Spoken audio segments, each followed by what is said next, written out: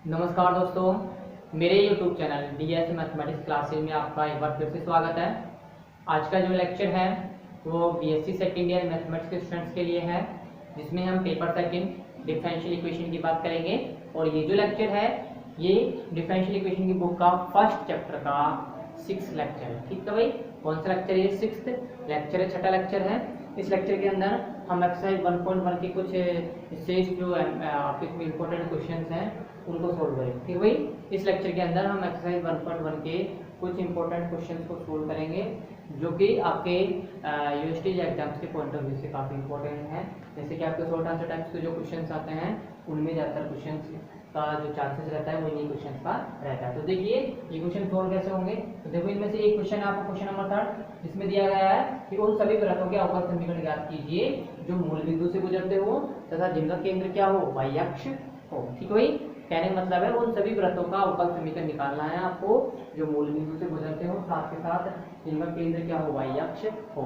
ठीक है, इससे सिमिलर हमने एक जो एग्जांपल था वो हमने शायद लास्ट लेक्चर में या इससे पहले लेक्चर में किया था कि कौन सा आगे उन सभी वृत्तों का अवकल समीकरण ज्ञात कीजिए जो मूल बिंदु से तो गुजरते हैं लेकिन जिनका केंद्र किस पे था, एक्स अक्ष पर था, जबकि यहाँ पे केंद्र क्या है, वाई अक्ष पर है। ठीक है भाई, तो सेम सिमिलर एग्जांपल है, बस थोड़ा सा चेंजेस होगा और कुछ नहीं होगा, इजीली ये क्वेश्चन भी सॉल्व हो जाएगा। तो देखिए कैसे सॉल्व करना है। आपको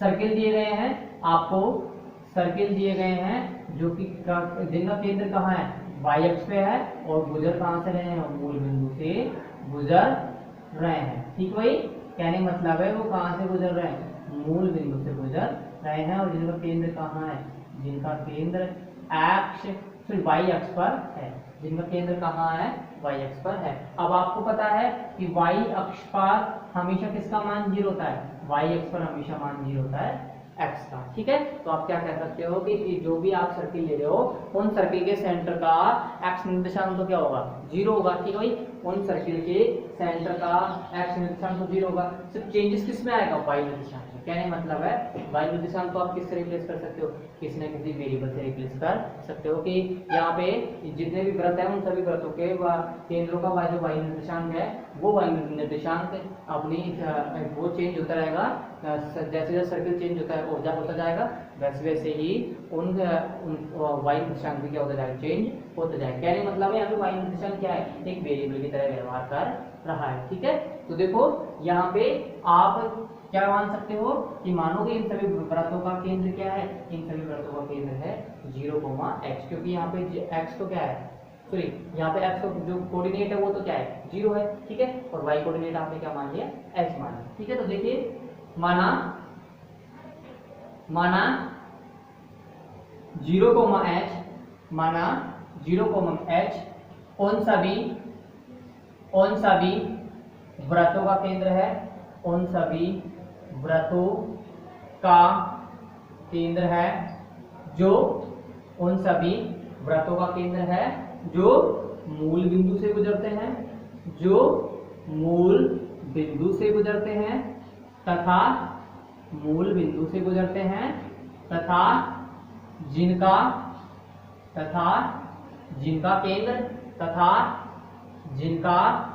केंद्र वाई अक्ष है।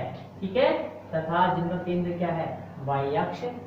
ठीक है, अब आपको केंद्र दिया गया वृत्तों का, तो आप क्या कर सकते हो, वृत्त का समीकरण निकाल सकते हो। किस रूप में निकाल सकते हो, वृत्त के समीकरण 2 रूप में होता है, तो केंद्र रूप में होता है और एक व्यापक रूप में होता है। ठीक है, तो यहाँ आपको कौन से रूप में निकालना है वृत्त का समीकरण, आपको वृत्त का समीकरण निकालना है केंद्र रूप में, क्योंकि आपको यहाँ पर क्या दिया गया है, केंद्र दिया गया है। ठीक है भाई, यहाँ पर आपको क्या दिया गया है, केंद्र दिया गया है। ठीक है, तो आप केंद्र रूप में वृत्त का समीकरण निकालिए। माना या फिर आप कह सकते हो चूंकि वृत्त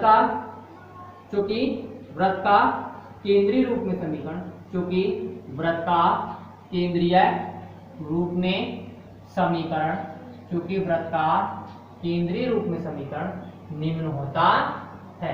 ठीक है, चूंकि वृत्त का केंद्र रूप में समीकरण निम्न होता है, दैट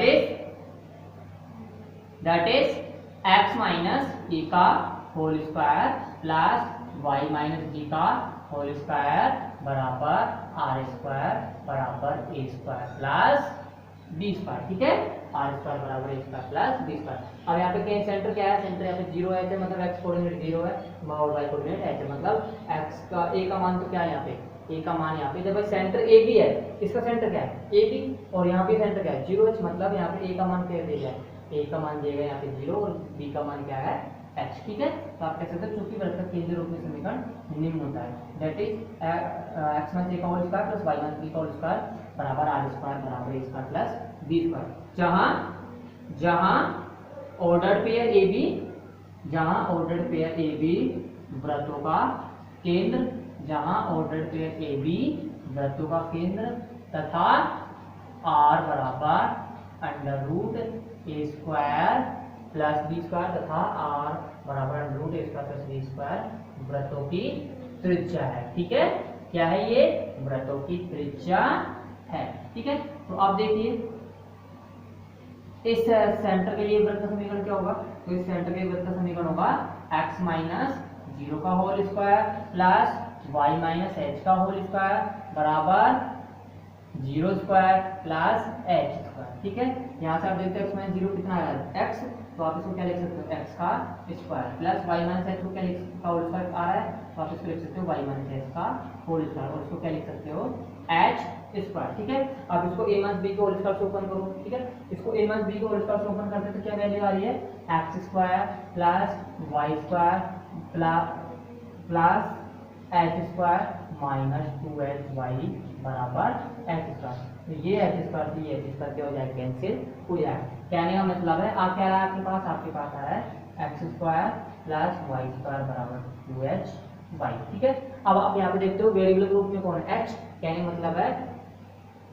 यहाँ पे आर्बिट्रेरी कांस्टेंट के रूप में कौन बिहेव कर रहा है, आर्बिट्रेरी कांस्टेंट के रूप में बिहेव कर रहा है h। ठीक है, तो इसमें आर्बिट्रेरी कांस्टेंट की संख्या कितनी है, आर्बिट्रेरी कांस्टेंट की संख्या है ए है ना। ठीक है, कौन से है वो ए एच है। ठीक है, यहाँ पे आर्बिट्रेरी कांस्टेंट की संख्या एक है, तो आप इसका कितना टाइम पे डिफरेंशिएशन करोगे, अवकल समीकरण प्राप्त करने के लिए, अवकल समीकरण प्राप्त करने के लिए आप इसका वन टाइम डिफरेंशिएशन करो। ठीक है, तो आप वन टाइम डिफरेंशिएशन कीजिए, वन टाइम डिफरेंशिएशन करते हैं किसके सापेक्ष, आप कर लीजिए किसके सापेक्ष, x के सापेक्ष। ठीक है, तो देखो x के सापेक्ष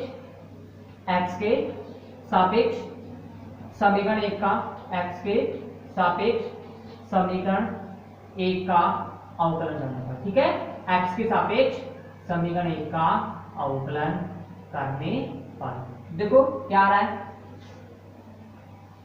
x स्क्वायर कितना आ जाएगा 2x, y स्क्वायर कितना आ जाएगा 2y dy अपॉन dx बराबर 2h। क्या है, आर्बिट्रेरी कांस्टेंट है तो इसका तो होगा नहीं, सिर्फ किसका होगा y का, तो y हो जाएगा dy अपॉन dx। अब आप देखते हो पूरी इक्वेशन में क्या कॉमन आ रहा है, 2 कॉमन है तो 2 से 2 कैंसिल हो जाएगा, क्या चीज बचेगा, ये बचेगा x plus y dy upon dx बराबर h dy अपॉन dx। ठीक है, अब यहाँ से क्या कॉमन आ रहा है, यहाँ से कॉमन आ रहा है dy अपॉन dx। आप इसको इस प्रकार से लिख सकते हो कि y minus h into dy upon dx बराबर माइनस का x। ठीक है यार, अब आप यहाँ से इसकी वैल्यू फाइंड आउट कर सकते हो, आप यहाँ से वैल्यू फाइंड आउट कर सकते हो किसकी, है तो h की वैल्यू फाइंड आउट कर लो। ठीक है, आप h की वैल्यू फाइंड आउट कर लो, तो h की वैल्यू क्या आ रही है, यहाँ पे h की वैल्यू आ रही है, आप इसको ऐसे लिख सकते हो कि भाई यहाँ पे आपको सीधा ही आ रहा है कि ये आ रहा है x plus Y D Y upon D X बराबर h D Y upon D X. आप क्या करो, dy अपॉन dx है, इसका भाग दे दो दोनों पक्षों में भाग देते तो ये आ जाएगा x dy upon dx plus y आ जाएगा dy अपॉन dx कैंसिल हो जाएगा dy अपॉन dx, ये बचेगा h। ठीक है, आप देखो h की वैल्यू क्या आ रही है, h की वैल्यू आ रही है x dx upon dy plus y। ठीक है, h की वैल्यू क्या आ रही है, x dx upon dy plus y। इस h की वैल्यू कहाँ रिप्लेस कर दो, आप यहाँ पे रिप्लेस कर दो, तो आपको वैल्यू कंप्लीट आ जाएगी, किसकी, डिफरेंशियल इक्वेशन मिल जाएगी, रिक्वायर्ड डिफरेंशियल इक्वेशन, जो कि क्या है, वो उन वृत्तों का अवकल समीकरण है जो कि मूल बिंदु से गुजरते हैं तथा जिनका केंद्र क्या है, y अक्ष पर है। ठीक है, देखिए अब h का मान रिप्लेस करो, h का मान या समीकरण 2 का मान समीकरण 1 में। ठीक है, समीकरण 2 का मान, समीकरण 2 का मान समीकरण 1 में रखने पर। ठीक है, समीकरण 2 का मान समीकरण 1 में रखने पर देखिए क्या आ रहा है, x square plus Y square बराबर 2y into X D X upon D Y plus Y. ठीक है, अब आप देखते हो कि यहाँ पे इस 2y पर अंदर मल्टीप्लाई कर दिए तो जाएगा 2y स्क्वायर, ये हो जाएगा y स्क्वायर, तो ये कैंसिल हो जाएगा। ठीक है, तो ये हो जाएगा X square plus Y square बराबर 2x y D X upon D Y plus 2y square. इसको इधर लेके जाओ तो ये किस में हो जाएगा, नेगेटिव हो जाएगा, ये हो जाएगा X square minus Y square बराबर 2xy dx अपॉन dy।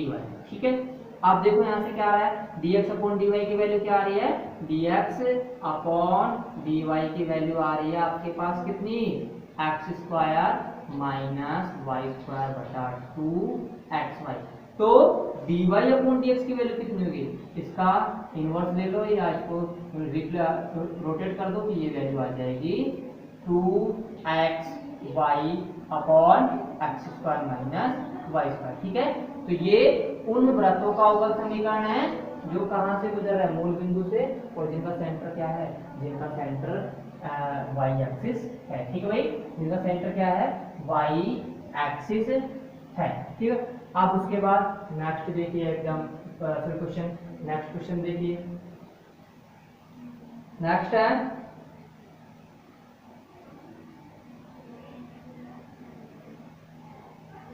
वह सरल रेखा ज्ञात कीजिए जो अवकल समीकरण dy अपॉन dx बराबर m को संतुष्ट करती है। ठीक है, तथा y अक्ष पर 3 अंतःखंड काटती है। ठीक है भाई, कहने का मतलब है क्वेश्चन ये है आपका कि वह अवकल समीकरण ज्ञात कीजिए, वह अवकल समीकरण ज्ञात कीजिए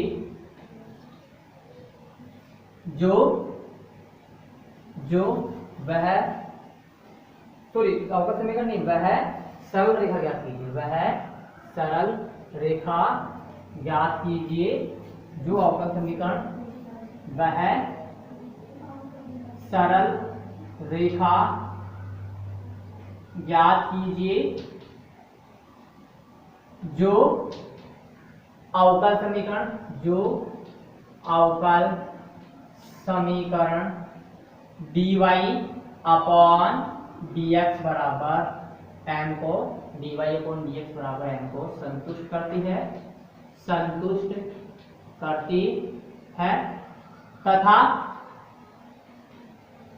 तथा y अक्ष पर 3 इकाई अंतःखंड काटती है, तथा y अक्ष पर 3 इकाई अंतःखंड काटती है। ठीक है, तथा y अक्ष पर 3 इकाई अंतःखंड काटती है, तथा y अक्ष पर 3 इकाई अंतःखंड काटती है।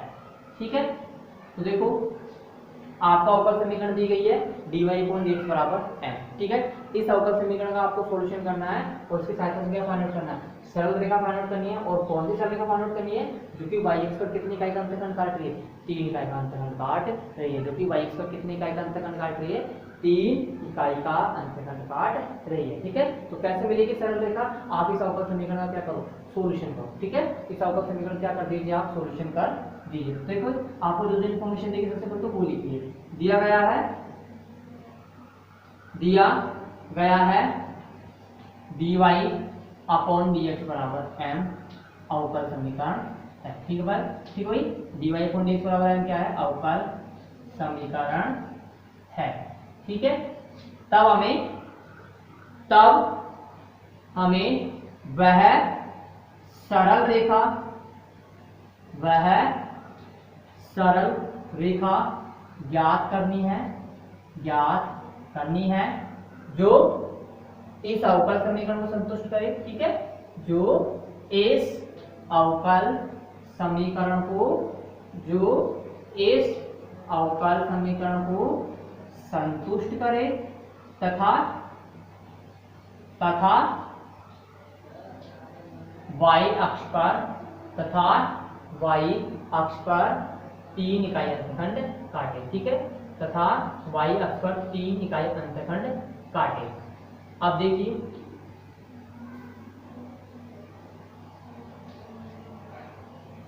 अब आपका वो समीकरण दे दी dy अपॉन dx बराबर है, अब आप इसको सोल्व कीजिए। ठीक है, तो देखिए सिंस dy अपॉन dx बराबर क्या है, m है, dy अपॉन dx बराबर क्या है, m, तो आप इसको क्या लिख सकते हो, dy बराबर m dx। ठीक है, अब आप इससे क्या करिए, दोनों पक्षों का समाकलन कीजिए। ठीक है, दोनों पक्षों का समाकलन करने पर, दोनों पक्षों को समाकलन करते हैं तो देखो क्या आता है, दोनों पक्षों का समाकलन करने पर, ठीक है, क्या आ रहा है, दोनों पक्षों को समाकलन करने पर इंटीग्रेशन dy बराबर इंटीग्रेशन m dx। ठीक है, तो dy का इंटीग्रेशन क्या होगा y, और इसका होगा m कांस्टेंट है तो हो जाएगा mx, और साथ में क्या ऐड हो जाएगा समाकल नियतांक c। ठीक है, जहां c क्या है, जहां c समाकलन नियतांक है या इंटीग्रेशन कांस्टेंट है। ठीक है भाई, c क्या है, समाकलन नियतांक है। अब देखिए ये रेखा क्या कर रही है, y फिर x पर 3 का अंतःखंड काट रही है। ठीक है, क्योंकि दी गई रेखा, क्योंकि या फिर आप इसे ऐसे लिखिए जहां c समाकल नियतांक है। अब आप देखते हो इसको सोल्व करने पे क्या आ रही है, एक रेखा का समीकरण आ रही है, तो आप क्या कह सकते हो, जो कि एक रेखा का समीकरण है, जो कि एक सरल रेखा का समीकरण है। ठीक भाई, जो कि क्या है, एक सरल रेखा का समीकरण है, क्योंकि दी गई सरल रेखा, क्योंकि दी गई सरल रेखा y अक्ष पर 3 का अंतःखंड काटे। ठीक है, क्योंकि दी गई सरल रेखा y अक्ष पर कितना अंतःखंड काट रही है, y अक्ष पर 3 इकाई अंतःखंड काट रही है। ठीक है, 3 इकाई अंतःखंड काट रही है या काटती है। दैट इज आप ये कह सकते हो कि जब x की वैल्यू 0 है तो y की वैल्यू कितनी होगी, 3। कहने का मतलब है कि ये रेखा कैसे गुजर रही है, इस रेखा का जो ग्राफ होगा वो ऐसे होगा, देख लेना भाई, ये रेखा या तो गुजरेगी ऐसे, ठीक है, या गुजरेगी ये फिर इस कंडीशन में। ठीक है, या फिर ये हो सकती है L1 के रूप में, या ये हो सकती है L2 के रूप में, और ये क्या कर रही है, y अक्ष से कितने का अंतःखंड काट रही है, y अक्ष से 3 का अंतःखंड काट रही है। ये हो गया इसका ढाल। ठीक है, ये ढाल हो गया, या फिर इसको ये ढाल मान लीजिए। ठीक है, तो ये तो इसका ढाल हो गया, m एक्स के साथ झुकाव हो गया, और ये क्या है, y एक्स पर 3 का अंतःखंड काट रही है। और इस पॉइंट के कोऑर्डिनेट कितने होंगे, आपको पता है y एक्स पे x का मान कितना होता है, 0, और यहाँ से यहाँ तक की डिस्टेंस कितनी है, 3, तो इस एक्सिस का इस पॉइंट के कोऑर्डिनेट कितने होंगे, 0, 3। कहने का मतलब है जब x का मान 0 तो y का मान कितना आएगा, 3 आएगा। ठीक है, तो ये हो गया आपका समीकरण नंबर 1, और ये हो गया आपका समीकरण नंबर 2। अब यहाँ पे समीकरण कितने दी गई, 1, प्रतिबंध कितना दिया गया है, 1। ठीक है, तो अब आप इस प्रतिबंध की सहायता से किसका मान फाइंड आउट कर सकते हो, आप फाइंड आउट कर सकते हो समाकल नियतांक c का। तो देखो समीकरण 2 का 1 में प्रयोग करने पर, समीकरण 2 का 1 में प्रयोग करने पर, ठीक है, समीकरण 2 का 1 में प्रयोग करने पर देखो क्या आ रहा है, एक का 2 का 1 में अगर प्रयोग करते हो तो आप देखते हो x का मान 0 और y का मान कितना है, 3, तो c का मान भी कितना आ रहा है, c का मान भी 3 आ रहा है। ठीक है भाई, कितना आ रहा है, c का मान आ रहा है 3। तो देखिए 3 बराबर m इंटू 0 प्लस c। ठीक है, दिस इंप्लाइज c बराबर 3, और ये हो गया समीकरण नंबर 3। तो देखो समीकरण 3 का मान 1 में रखने पर, समीकरण 3 का मान 1 में रखने पर क्या आ रहा है, 3 का मान 1 में रखने पर समीकरण 1 y बराबर mx प्लस 3। अब आप इस अवकल समीकरण देखो तो कितने आर्बिट्ररी कांस्टेंट है, a, कौन सा, m। डिफरेंशिएशन करो देखो कि अवकल समीकरण कौन सी आएगी, जब अगर डिफरेंशिएशन करते हो तो कितने टाइम डिफरेंशिएशन करना है, अवकल समीकरण प्राप्त करने के लिए आपको 1 टाइम डिफरेंशिएशन करना होगा। 1 टाइम डिफरेंशिएशन करते हो तो आप देखते हो y का तो होगा dy अपॉन dx, और x का हो गया 1 और 3 का हो गया 0, तो dy अपॉन dx बराबर क्या हो गया, m आ गई। यानी मतलब ये जो अवकल समीकरण है उसको संतुष्ट कर रही है। ठीक है, तो ये आपका कंप्लीट होता हुआ। अब इसके बाद है नेक्स्ट आपका एग्जांपल 6। ठीक है, सॉरी क्वेश्चन 6। क्वेश्चन 6 देखिए, क्वेश्चन 6 है कि प्रदर्शित कीजिए कि, क्वेश्चन 6 है आपका कि प्रदर्शित कीजिए कि y बराबर ax plus b upon x, y बराबर ax plus b upon x निम्न अवकल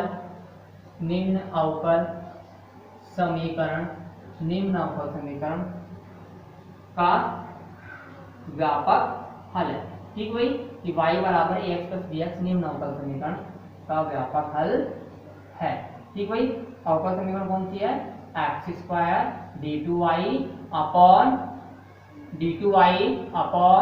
dx2 plus x dy upon dx minus y बराबर 0। ठीक है, आपको सिद्ध करना है कि ये जो व्यापक हल है ये क्या है? इस अवकल समीकरण का व्यापक हल है। मतलब ये हल इस अवकल समीकरण का क्या है? व्यापक हल। ये हल इस अवकल समीकरण का व्यापक हल है। तो आप क्या कह सकते हो? इस व्यापक हल की सहायता से ये डिफरेंशियल इक्वेशन प्राप्त कर सकते हो। ठीक है, इस व्यापक हल की सहायता से आप क्या प्राप्त कर सकते हो? ये डिफरेंशियल इक्वेशन प्राप्त कर सकते हो। तो आप देखते हो कि इस व्यापक हल में कितने का आर्बिट्रेरी कांस्टेंट है? दो आर्बिट्रेरी कांस्टेंट है, a और b। तो कितने टाइम डिफरेंशिएशन करोगे इसका? दो टाइम जब आप डिफरेंशिएशन करते हो तो आपको किसकी वैल्यू मिलती है? dy/dx की और d2y/dx की। ठीक है, और उनके द्वारा आप क्या कर पाओगे? उनके द्वारा आप डिफरेंशियल इक्वेशन फाइंड आउट कर पाओगे। ठीक है, तो देखिए सबसे पहले तो आप ये लिखिए कि क्या है कि y बराबर ax प्लस bx अवकल समीकरण क्या है? व्यापक हल है। ठीक है, दिया गया है y बराबर ax plus b upon x अवकल समीकरण का अवकल समीकरण, या आप ये कह सकते हो दिया गया है y बराबर ax प्लस bx अवकल समीकरण का हल। ठीक है, अवकल समीकरण का हल है। तब हमें सिद्ध करना है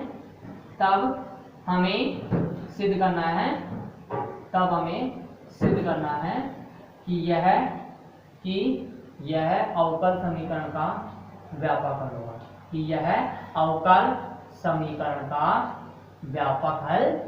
ठीक है, यह अवकल समीकरण का व्यापक हल होगा। अर्थात इस व्यापक हल की सहायता से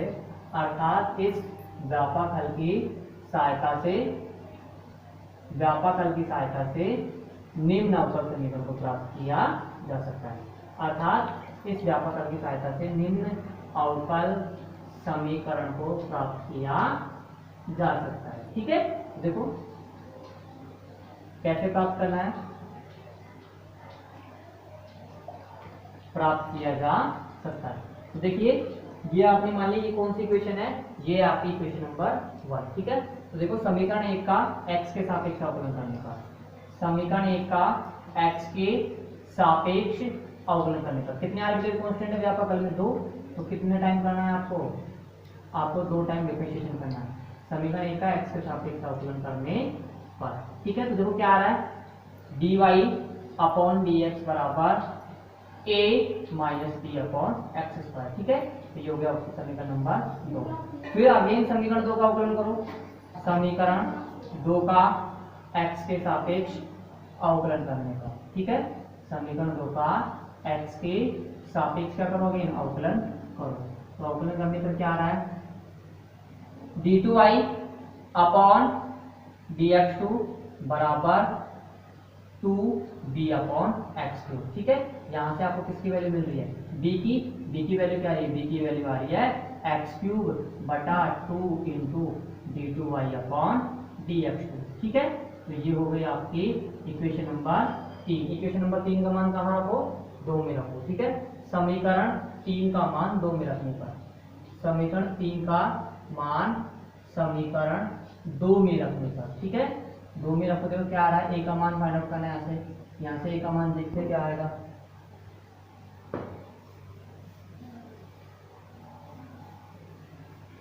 देखिए a बराबर हो जाएगा dy upon dx plus b upon X square, और b अपॉन एक्स स्क्वायर क्या हो जाएगा? ये हो जाएगा a dy upon dx plus x/2 d2y upon dx2। ठीक है, तो ये आ गई a की वैल्यू इक्वेशन नंबर 4। अब देखो समीकरण 3 व 4 का मान, समीकरण 3 व 4 का मान 1 में रखने पर, समीकरण 1 में रखने पर। ठीक है, क्या आ रहा है? देखो y बराबर dy upon dx plus x/2 d2y upon dx2 into x plus 1/x into x³/2 d2y/dx3। अब आप देखते हैं यहाँ से x से एक x कैंसिल हो, x स्क्वायर हो गया, ये कितना हो गया x स्क्वायर हो गया, तो ये हो गया x² d2y/dx2। इसको मल्टीप्लाई करो तो ये हो जाएगा x dy/dx माइनस y बराबर 0। ठीक है, तो ये आपका क्वेश्चन नंबर 6 कंप्लीट होता हुआ और आज का जो लेक्चर है वो भी कंप्लीट होता हुआ। धन्यवाद।